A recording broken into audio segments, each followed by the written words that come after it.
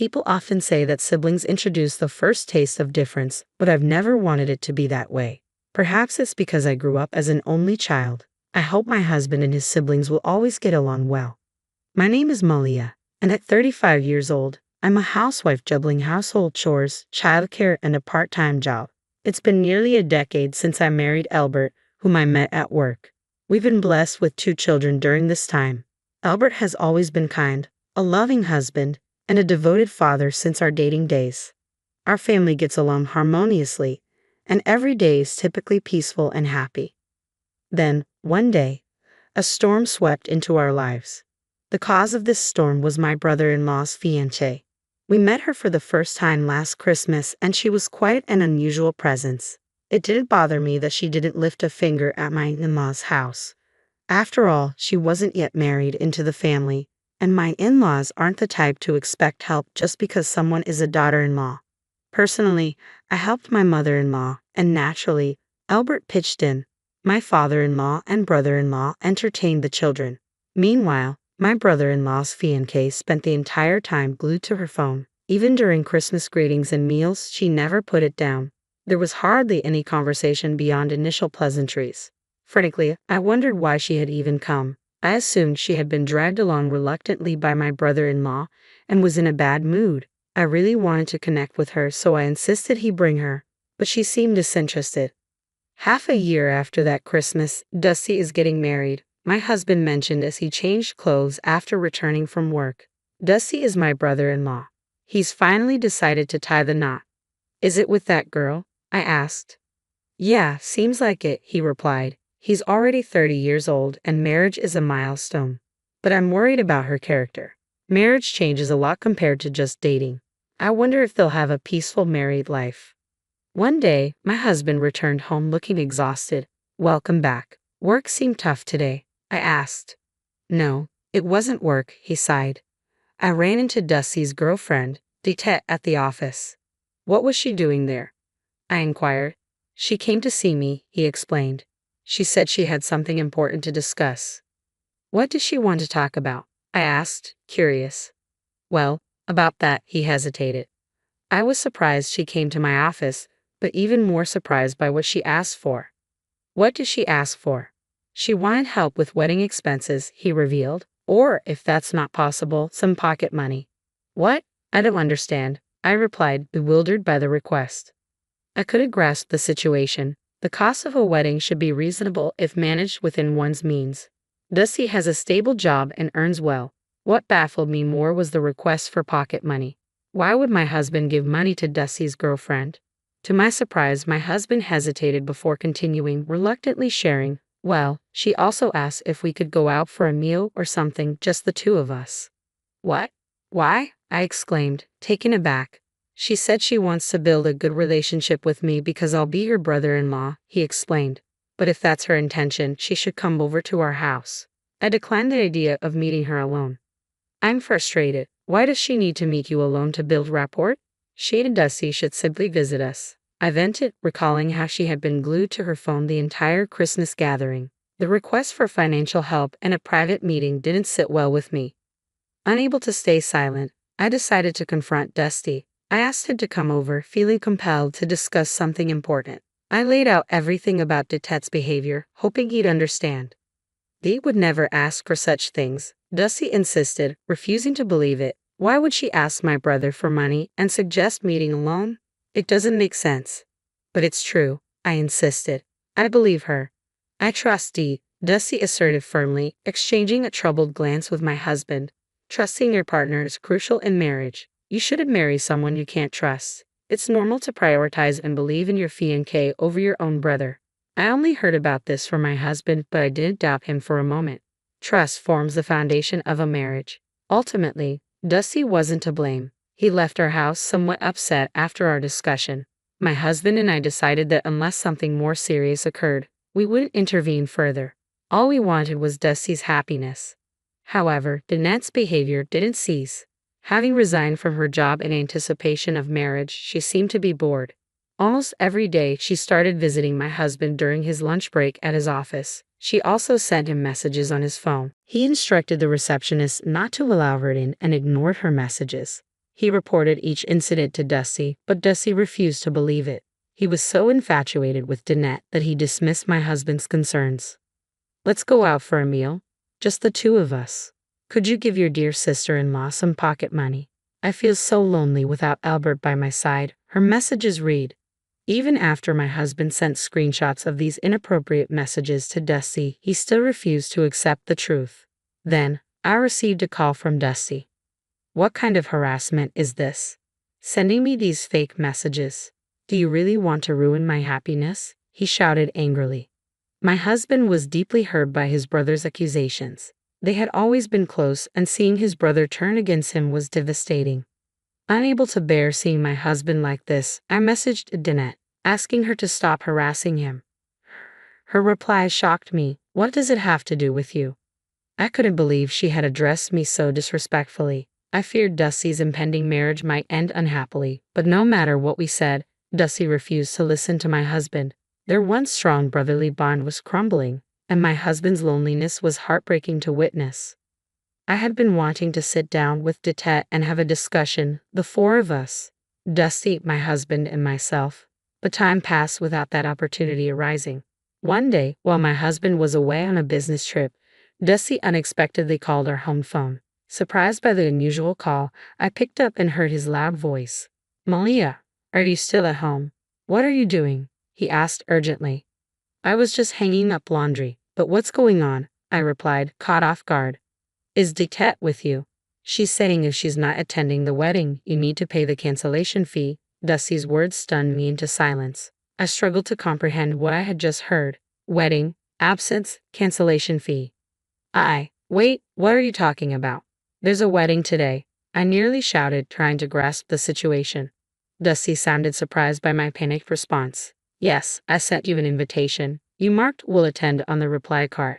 We never received it. That's impossible, I exclaimed, feeling the surge of confusion and frustration. After some back and forth about the missing invitation, Dusty seemed pressed for time. Forget about today. If Albert is on a business trip, it can't be helped. Let's talk properly later, he said, and then hung up. I stood there in disbelief. A wedding? Dusty's wedding, today. I frantically called my husband, hoping he would answer despite being on his business trip. Honey, I think something terrible has happened. I can't understand. I started, my voice trembling with anxiety. After taking a deep breath, I continued. A few days later, I recounted the phone call with Dusty to my husband after he returned from his business trip. We decided to visit Dusty's new apartment. As we stood outside the rental, we rang the intercom repeatedly with no response. Finally, to our surprise, Danette, now my sister-in-law, answered. We don't want to talk to rude people who cancel a wedding at the last minute and then refuse to pay the cancellation fee. Leave, she demanded sharply. Unwilling to leave without seeing Dusty, we persisted, requesting Danette to let him come out. However, she refused. Unable to hold back any longer, my husband called Dusty, who appeared to be occupied in the bathroom but hurried out upon our insistence. Finally, Dusty emerged, and we were able to approach the door of his new home. Just as the door opened, Danette reappeared. Danette, I'm sorry we couldn't attend the wedding, but we really need to talk, I started. There's nothing to talk about. You're just going to make excuses, right? Don't think an apology will suffice after you embarrass us at our wedding, Danette retorted coldly. We've brought the wedding gift we couldn't deliver. Please come in, my husband interjected, attempting to ease the tension. To our surprise, Danette's attitude quickly shifted upon seeing the gift. My husband and I exchanged relieved smiles. Dusty, who had been unable to approach due to Danette blocking the door, finally joined us. Dusty, we're sorry we couldn't be at your wedding, but about the invitation, I began, wanting to clarify. Why did you lie about not receiving it? If you couldn't make it because of work, you could have just told me, Dusty questioned, clearly confused. We really never received the invitation. That's impossible, my husband insisted. The debate about the missing invitation resumed until my husband remembered the reply postcard. Here it is. The address on it isn't from around here. It's from a local post office, likely near our area. Our house is about a 20-minute drive from Dusty's apartment, and if it were from our neighborhood, it would have a different post office address, my husband explained, showing the postcard. Did you have the local post office handle this? Dusty asked, puzzled. Why would I complicate things like that? My husband replied quickly. Then who handled the invocations? I inquired, looking at Dusty. Deet did, Dusty replied reluctantly, confirming my suspicion.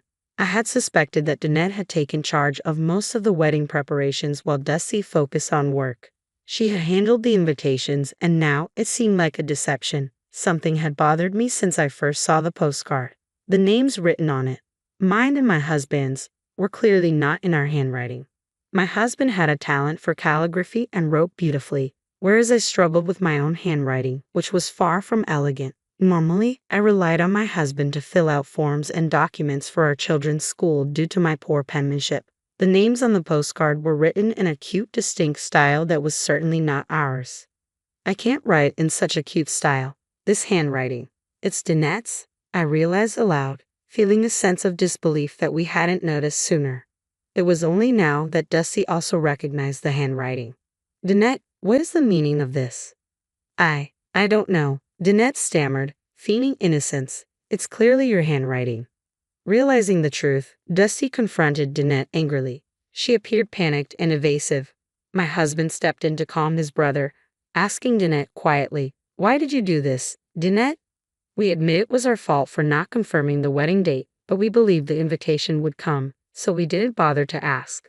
I'm saddened that I missed my brother's big day, my husband explained, trying to understand. Why did you do it, Danette? Dusty demanded, his frustration evident. Initially scared, Danette hesitated before admitting, because you were in the way, Albert, attending the wedding, showing the messages I sent. I thought it would be troublesome. In the way, Dusty repeated incredulously. So you tried to set us up to protect yourself? Our parents and relatives scolded us, questioning why we prioritized work over my brother's wedding. They even criticized my wife as inconsiderate. Danette fell silent under the weight of her own admission. She had manipulated the situation to tarnish our reputation among relatives, hoping we might avoid family gatherings if they thought poorly of us. Never trust someone who calls themselves cute, Dusty remarked bitterly. That's what I should have realized. And now what? Danette retorted defensively. It's Dusty's fault for not earning enough. Her blunt words stunned us all. Until then, we had seen Danette as easygoing, but now we saw her true colors. My husband, Dusty, and I were left shocked and dismayed by her selfish actions. I want to be a housewife, relaxing at home, lunching at my favorite places. Dusty's salary won't allow that, I told Albert. An allowance is one thing, but why does she insist on meeting you alone? What's wrong with wanting to dine with a handsome man? Her defiant attitude left me speechless. Danette, perhaps overwhelmed, started tearing up. I expected Dusty to explode in anger, but instead, he sighed deeply. He seemed to be holding himself back, maintaining his composure. Slowly, he extended his hand to Danette, and she placed hers in his. Dusty, will you forgive me? She pleaded. He withdrew his hand abruptly. What are you misunderstanding, Danette? Just give it to me. What? What do you mean? Your mobile phone. Show it to me now, Danette protested. Dusty snatched the phone from her before she could react. After a moment of operating it, his face turned pale. Wow, he muttered, avoiding Danette's reaching hand as he held the phone high above her. You've been cheating, haven't you? At his words, my husband stepped forward and took the phone from Dusty easily. Given their similar height, his expression grew stern as he examined the screen. I see quite a few. What do you mean by this? My husband asked, showing me the phone screen. This is a violation of privacy, Danette shouted in anger, attempting to retrieve the phone. Dusty held her back. Wow, how many guys are there? He muttered, his eyes scanning the explicit messages on the screen. The chat application revealed conversations with multiple men, filled with suggestive content. Had fun today, let's do it again. Read one message. I'm free tomorrow since my boyfriend is working, said another. I need more stamina. Sneaking around is so exciting. Can't get enough with my boyfriend. How about a hotel tomorrow? These messages were just the tip of the iceberg. You're the worst, truly the worst, Danette yelled at us, but I couldn't help but think she was the lowest of the low. Finally, under our intense glares, Danette fell silent. I never thought I'd be considering divorce so soon after getting married. Dusty sighed heavily. Divorce? Danette panicked at his words. I wanted to ask her if she hadn't thought divorce was a possibility all along. Of course, I can't stay married to someone who cheats, Dusty continued. But wait, it was just for fun. You can see from the messages it was just play. Danette tried to defend herself. You think it's okay to be involved with other men if it's just play? My husband interjected. No, I don't. I won't do it anymore. I won't meet them again. Danette's slip of honesty made Dusty sigh once more. I know a lawyer. I'll introduce you, my husband offered gently, placing a comforting hand on Dusty's shoulder. Dusty looked at him with a tearful expression. Danette screamed as if it were the end of the world. For Dusty, it was a sad ending. I absolutely don't want a divorce, he muttered. For Danette, it must have seemed like the end of the world. She caused her own storm and ruined everything, I thought to myself, watching her distressed reaction. Later, Dusty came to our house, smiling and playing with our delighted sons. I've successfully divorced, he announced, his face looking refreshed. Det foolishly left messages and even photos on her phone, providing perfect evidence. The divorce ended with Dusty receiving compensation, my husband explained. Of course, Danette couldn't pay, so her parents deeply apologized and settled on her behalf, my husband continued. What happened to Danette? Dusty answered quietly. She's working from morning till night to repay her parents. They're keeping a strict eye on her so she won't escape. Dusty's face turned complex as he heard about his almost in-laws. It seems Danette will lead a very constrained life from now on. She wanted an easy life as a housewife, but that seems unlikely now. Don't underestimate housewives, my husband remarked. I can't imagine someone with such misconceptions managing to work properly. She's probably whining while working, Dusty added, reflecting on Danette's new reality. Well, it was tough, but it's good that you found out early. Think of it as a valuable life experience, my husband reassured Dusty. Yeah, I'll take my time, but eventually I'll start looking for someone else, my true soulmate, Dusty said with a hint of optimism. Dusty, you'll be fine. Keep it up, my husband encouraged him. I'm sorry for the trouble, and thank you, Dusty said gratefully. Don't mention it. Protecting my little brother is natural, my husband replied warmly. As I watched them share a laugh, I couldn't help but feel relieved. I was worried when things got tense, but brothers being close is best after all, I thought to myself. Mama, what's going on? My sons asked as they approached, looking puzzled. I smiled and placed my hands on both of their heads. You two always stay close like your dad and uncle, okay? Okay, Mama, they giggled in unison. Watching them play together, I couldn't help but smile warmly, cherishing the bond they shared.